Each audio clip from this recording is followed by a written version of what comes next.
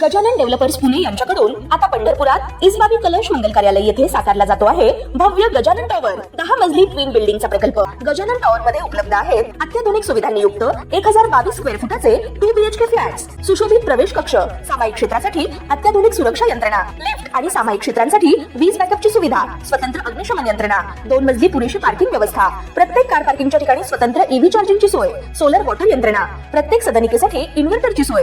इसबाबी कलश मंगल कार्यालय शेजारी साकारल्या जात असणाऱ्या गजानन टॉवर मध्ये आजच आपला हक्काचा आणि आधुनिक सुविधांनी परिपूर्ण अलिशान फ्रीसाठी संपर्क क्रमांक 7677700025। ताज्या घडामोडी पाहण्यासाठी आमच्या YouTube चॅनलवरील PVR म्हणजेच पंढरी वार्ता या न्यूजला सबस्क्राइब करा आणि शेजारील बेल आयकॉनवर क्लिक करा।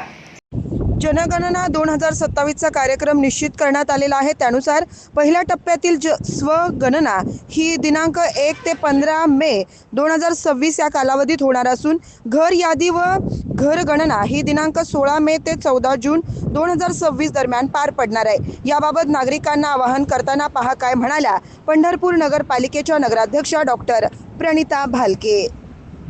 नमस्कार, मी प्रणिता भगीरथ भालके, नगराध्यक्ष पंढरपूर नगर परिषद पंढरपूर।